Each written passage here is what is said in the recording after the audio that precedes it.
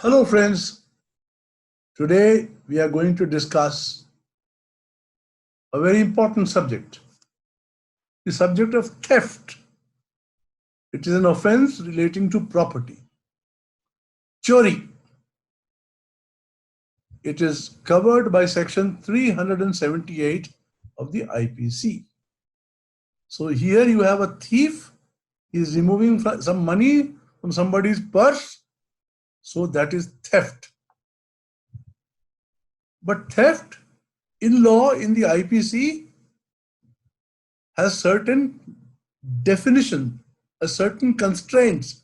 It is defined in a certain way. Not everything is a theft. Not every removal of property is a theft. What exactly is a theft? Kya hai theft? That is something we are going to look at just now. So section 378 defines theft as follows.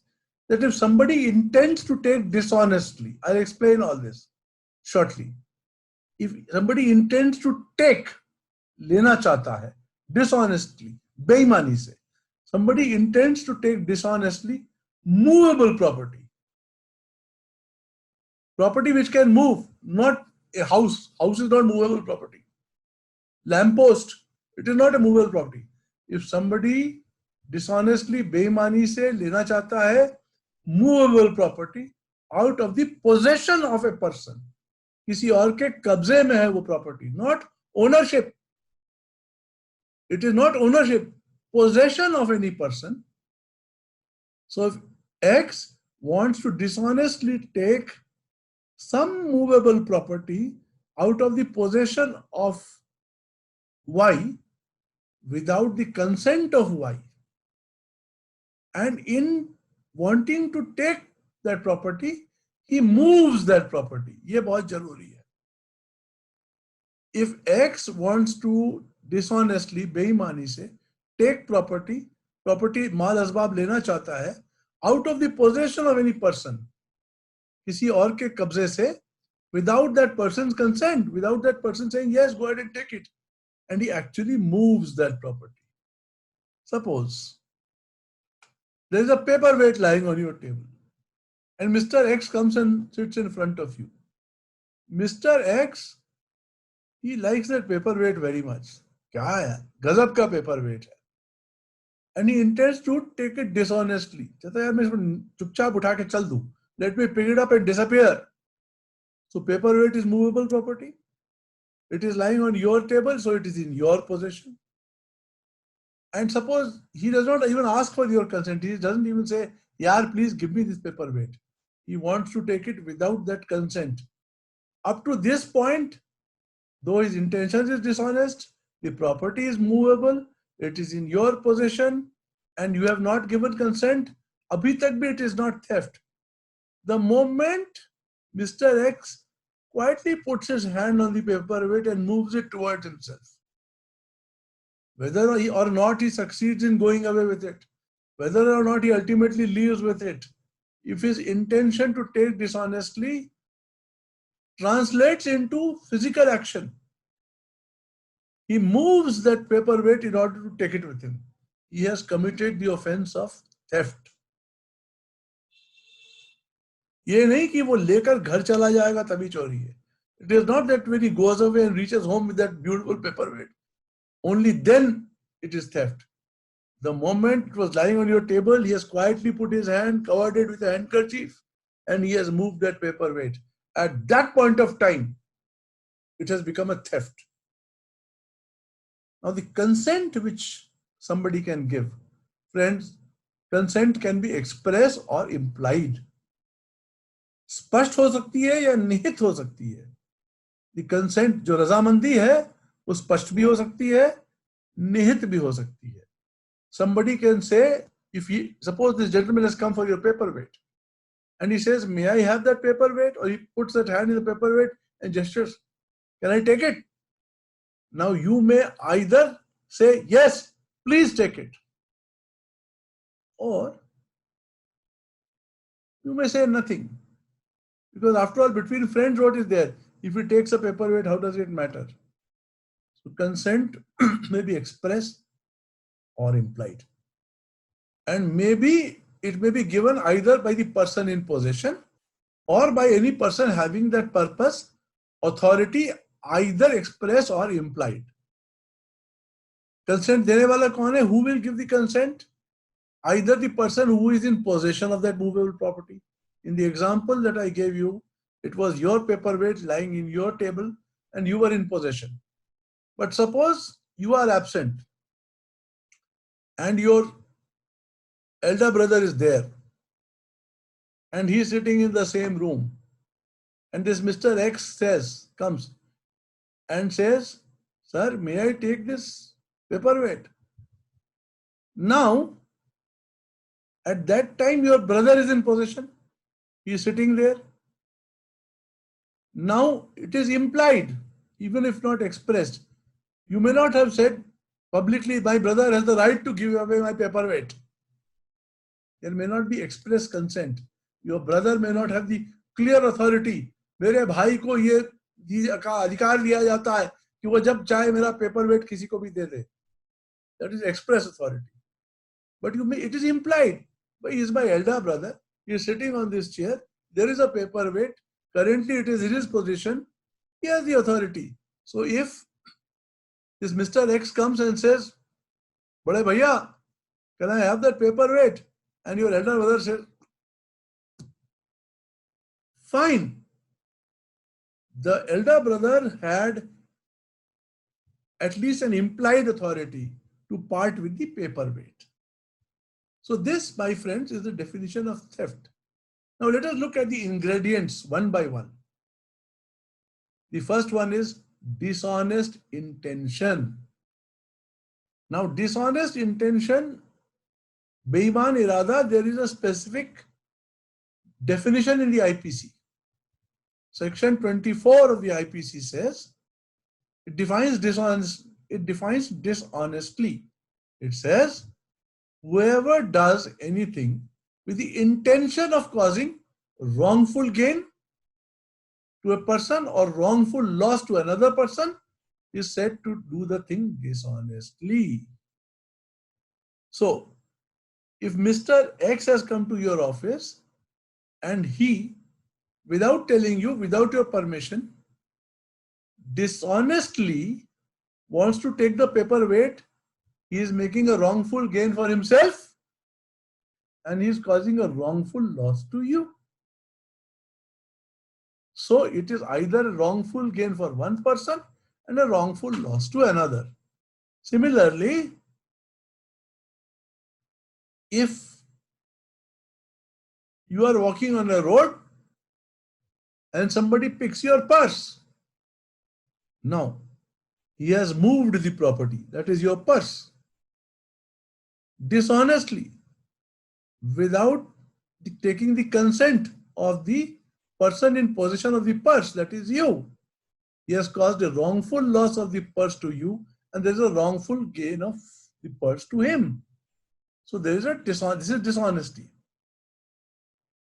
Now wrongful gain also has been defined in section 23, when the gain of property is by unlawful means to a person who is not legally entitled to that property. So the thief who takes your purse from your pocket has no legal entitlement to your property at all. He has no legal right to that purse, right? But he takes it nonetheless. So once he takes it, it is a wrongful gain to him. And naturally, because the purse belonged to you, you were legally entitled to that purse. And the thief, by taking that purse dishonestly, causes you a wrongful loss. So this is the crux of dishonesty. So what is the first point in theft? This is very important. Whoever is committing the theft, whoever is trying to move property from the possession of another without his express or implied consent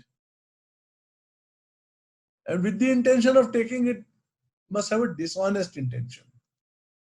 And thereby, it should cause, the result of his dishonest intention would be to move the property and thereby cause a wrongful gain to the thief and a wrongful loss to the person who has suffered the theft. Dishonesty. This is where the mens rea comes in. The guilty mind comes in. Most important aspect of a theft, friends, you must remember. Simply because someone picks up something in passing, galti se, and if he has no dishonest intention, it cannot be theft. Without the guilty mind, without the dishonest intention of causing a wrongful loss and making wrongful gain, there cannot be theft. The second ingredient, it should be movable property, right? It should be movable property. So if it is not movable property, it cannot be taken out of the possession of any person. Can somebody commit theft of my house? No. He can commit the theft of the documents to my house, the documents of title to my house. But can he move my house? He cannot move my house.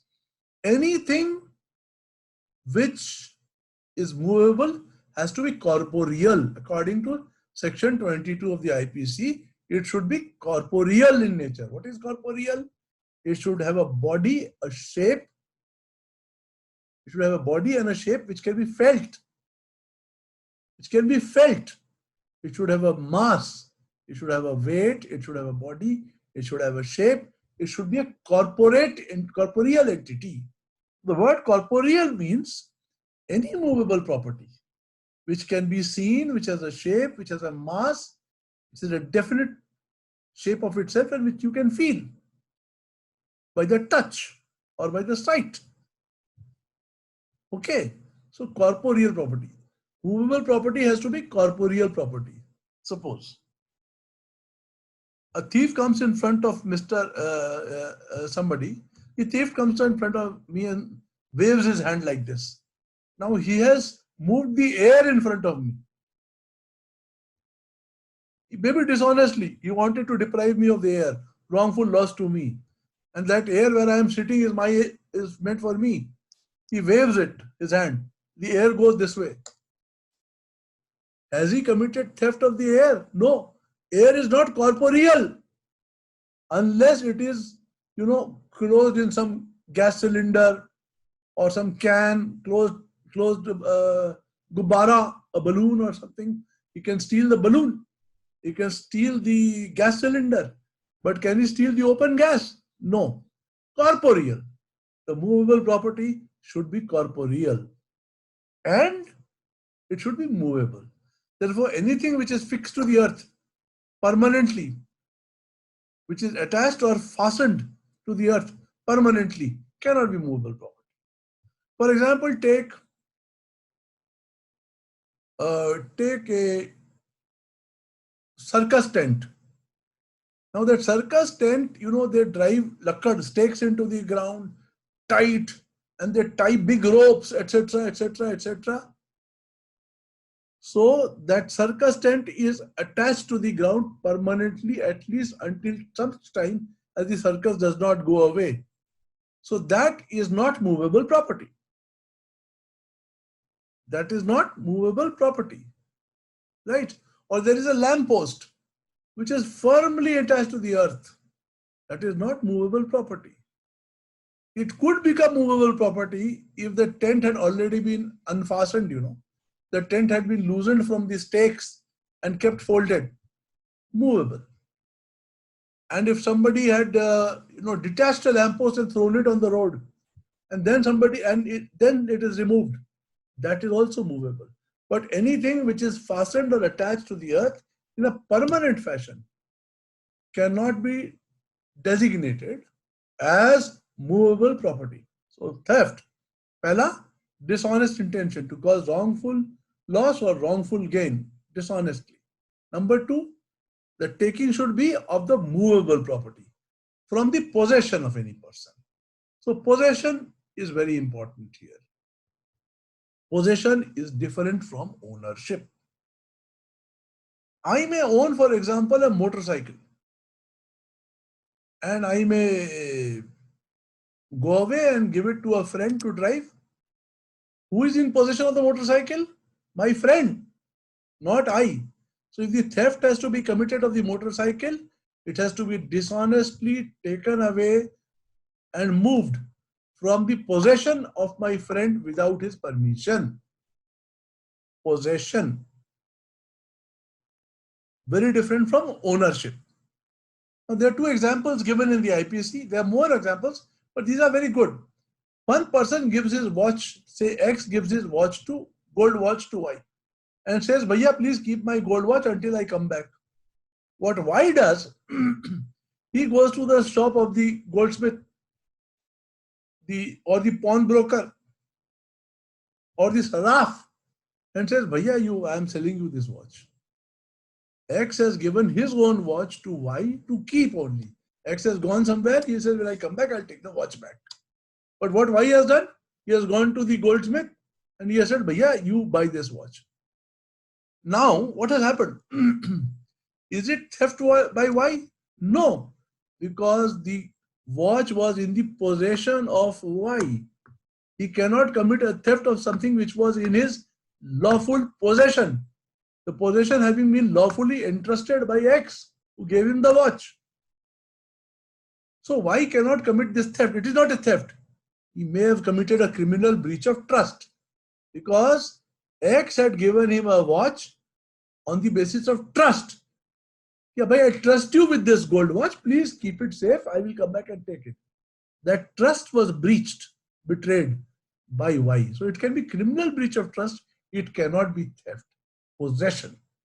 Another example which you find in the IPC is that a certain person A gives to the watchmaker Z his watch for repair purposes.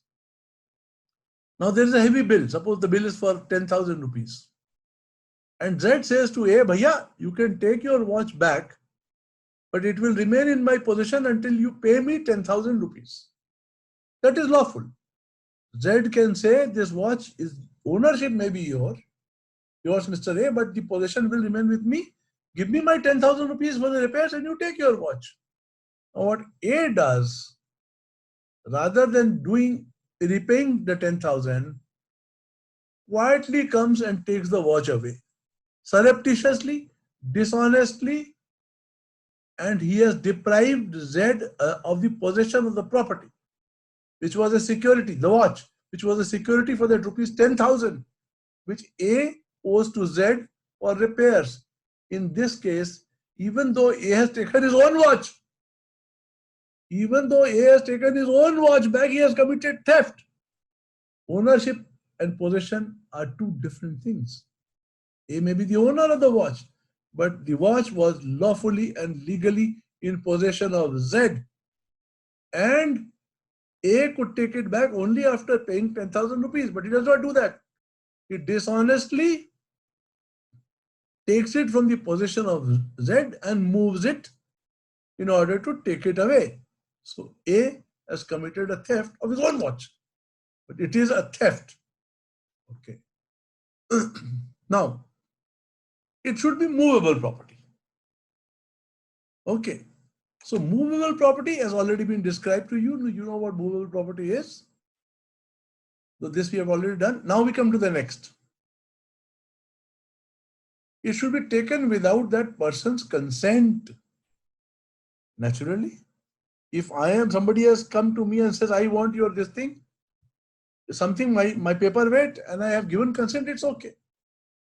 Consent can be expressed or implied.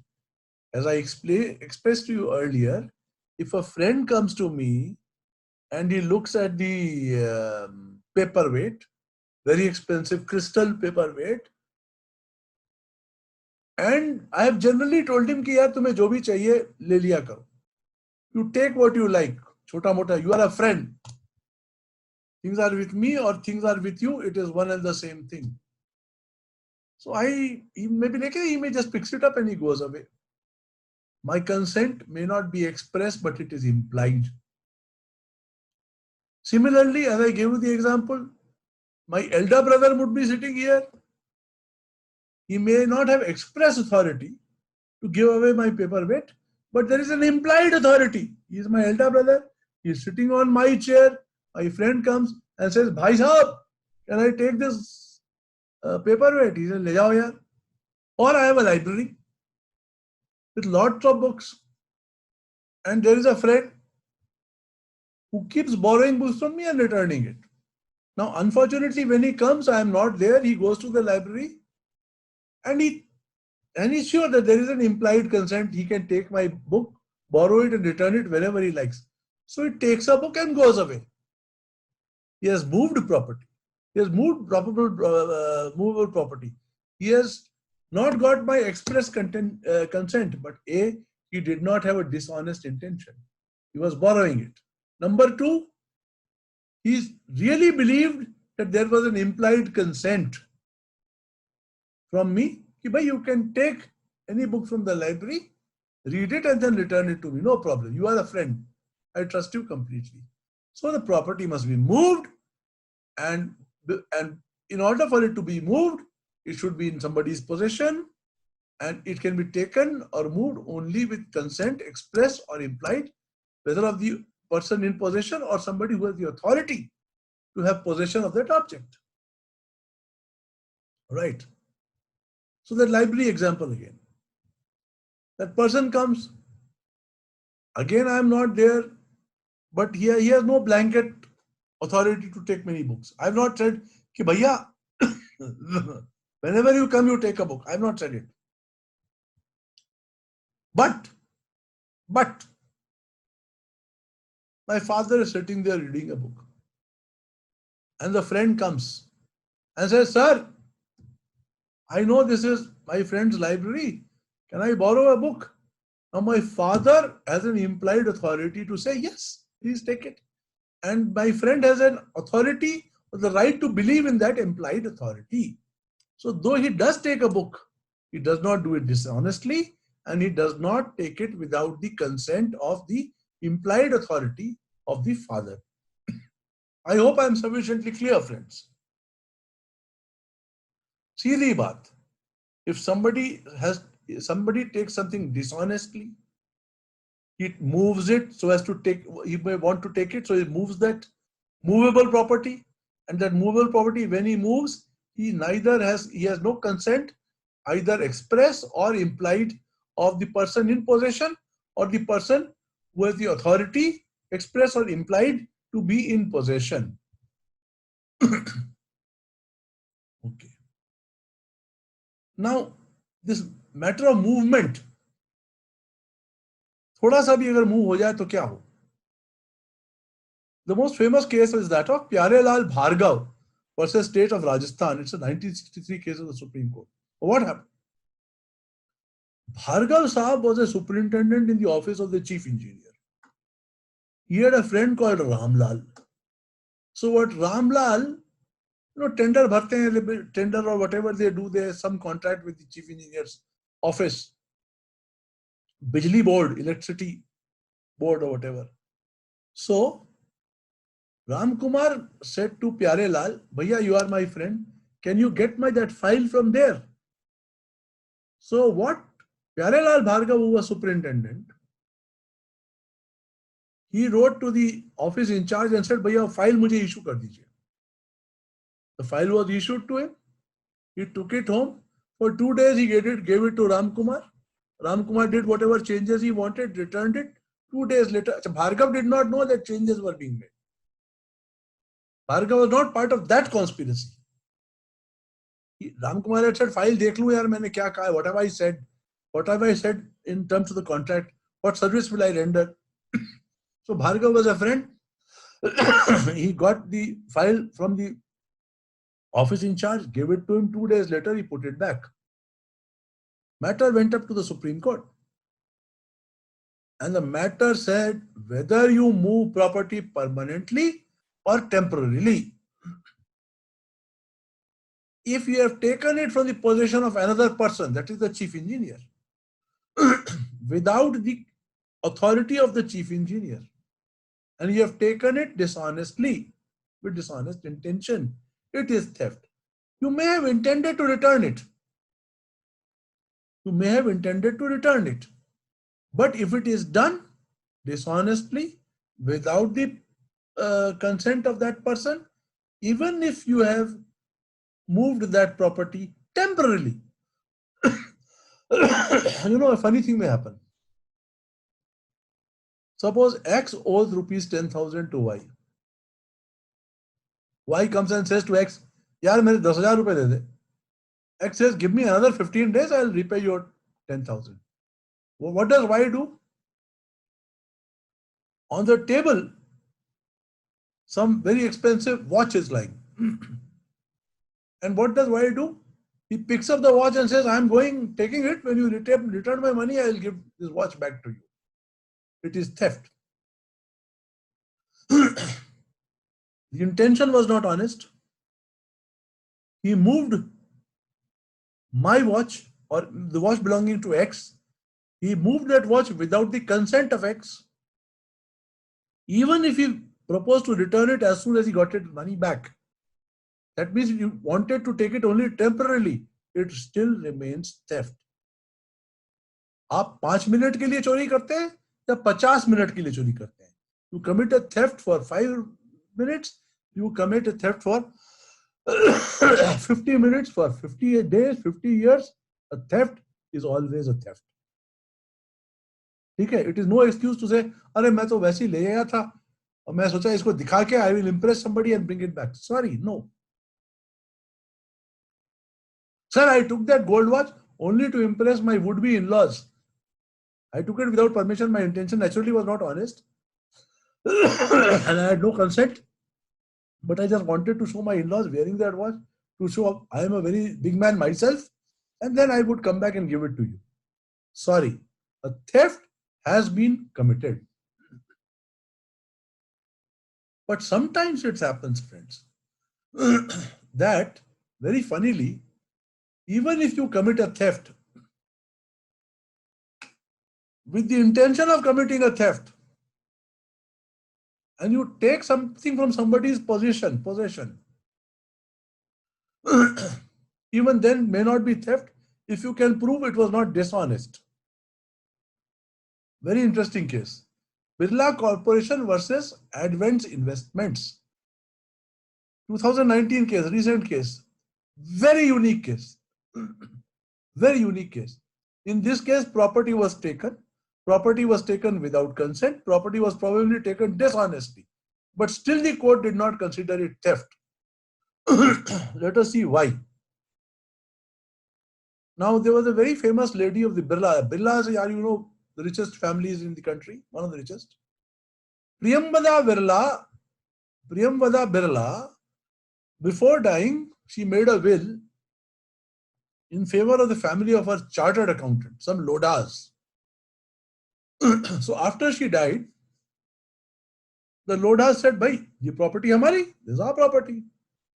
This will was immediately contested by the other members of the family. Okay. This is the story. In the process, complaints and counter complaints were lodged. Okay. And the Lodas also lodged certain complaints against the Birla family in the company law board and in a court. Now, what happened was that 54 documents were allegedly stolen from the office of the Lodas, or they were misappropriated. And out of these 54, 28 were photocopied. After being photocopied, the originals were put back from where they were taken. And these 28 documents were then presented before the company law board and the court. Company law board, as you know, also has the status of a court. What has happened? The accused were fighting cases against the complainant in the company law board and in some court. What they do, in order to prove their point, they either steal or they manage to get stolen 28 documents from the office of the complainant. After stealing them or obtaining them or misappropriating them or whatever, they get photocopies made.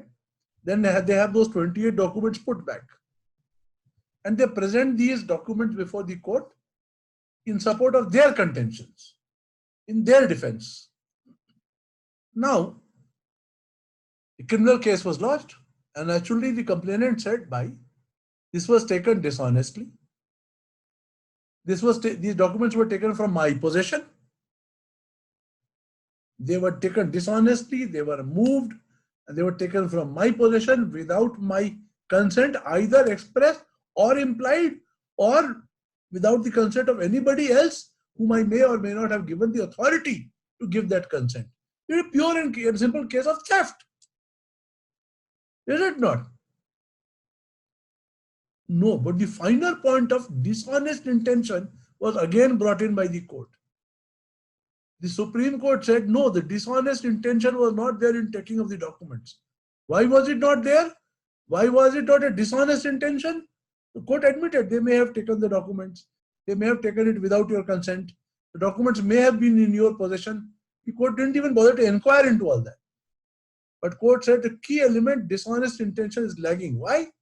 Because they produced those documents before a court, before the company law board or before another court.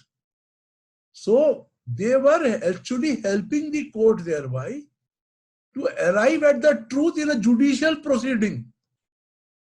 Beautiful logic. Extraordinary logic. You will agree with me. हैं? कि साहब dishonest intention था ही नहीं. वो तो उन्होंने चोरी किए हो, जो मर्जी किए हो, चोरी किए हो, मारे हो, निकलवाए हो, जो मर्जी किया हो. उनका इंटेंशन क्या था? ताकि कोर्ट के सामने पेश करें, ताकि कोर्ट जो है एक निर्धार पे जो पहुंचेगा वो आराम से पहुंच सके, एक जुडिशियल, एक वैधानिक, न्यायिक निर्धार पे पहुंच सकेगा. The court will be able to reach a decision, and that decision will be based on the truth.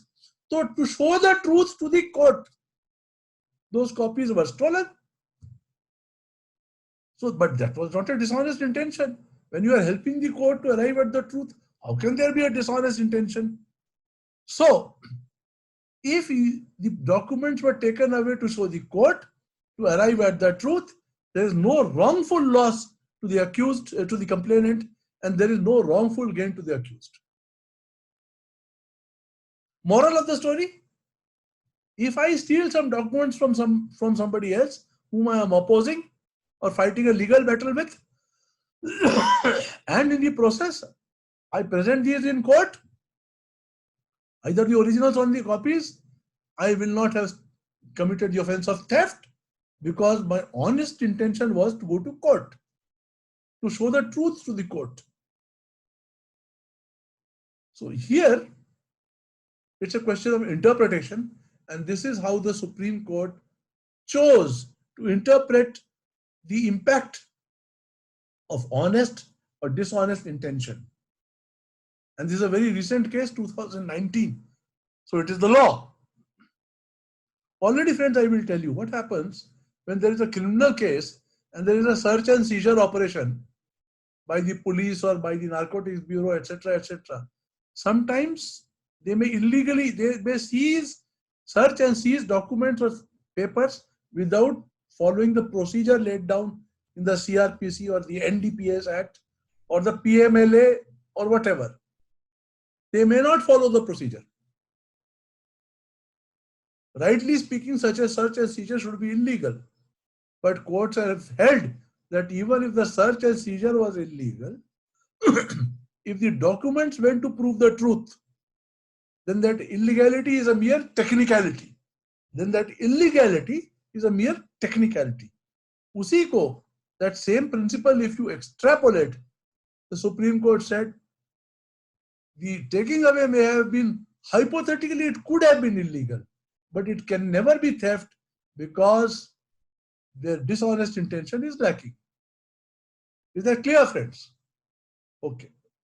Another interesting case which you may have often thought of or discussed or come across is, you see a lot of people, they buy motorcycles, cars, etc., tractors with finance from banks or from institutions, hire purchase, EMI बन जाती है. You pay EMI and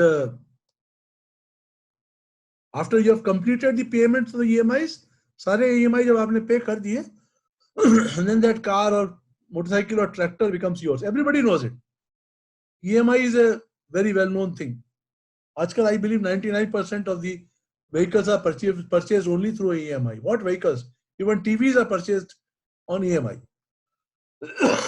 So what happens? Suppose somebody fails to pay the EMI. X has taken a car on hire purchase. EMI is suppose 20,000 rupees per month, and he fails to pay the EMI. Now the hire purchase company, say company Z, comes and takes the car away. Now mind you, the car is in the possession of X. The car is also supposed to have been purchased by X under hire purchase scheme. So the car is in the possession of X. It is not in the possession of Z. But Z comes and removes that car without the consent of X. X keeps saying, "Bhaiya, is gaadi ka haath mat lagao. Don't touch this car." But the hire purchase company Z says, "Shut up. You have not paid the EMI. I am taking the car away from your possession." Is that theft? Is that theft? Going by the normal circumstance, we would have said that X is in possession of the car. He has not given his consent. And also, just because he has not paid one EMI or two EMIs, the intention of the hire purchase company to take away his car is dishonest. So it should constitute a theft of the car. Movable property. He has moved the car. Theft. But the court said in Charanjit Singh Chadha versus Sudhir Mehra that no. Mehra Saab had bought a motor vehicle from Deluxe Leasing in 1994, could not pay the installment. The court said, look, this is a hire purchase agreement. Hire is kiraya and purchase is khareed. So until he pays all the EMIs, it is hire, kiraya only. Only after the payments have been made that it turns into purchase or kharidari or khareed. So until it does not become purchase, it remains hire. That means he has taken the vehicle in law on kiraya from the leasing company. Hire purchase. Hire purchase, the court said in technical terms, has two aspects. Bailment and sale. Bailment is suppose when I give my goods to somebody else for a specific period, but the ownership is mine. Bailment. So it says it is bailment. The ownership is that of the hire purchase company. You have just taken it on kiraya. Number two, as long as you don't pay the EMI, there is no purchase. So first of all that. Then the question of possession. They said no. When you signed the hire purchase agreement, you said that the company, the financing company, can anytime come and take away the motor vehicle. If the installments are not paid, they can come and inspect it at any time, repossess it at any time. So when you are signing a bilateral agreement, in the bilateral agreement, you have forfeited your right of possession if you have not paid the EMIs. Having forfeited the right of possession, the leasing company has the right to come and take away the motor vehicle. So there is no dishonest intention.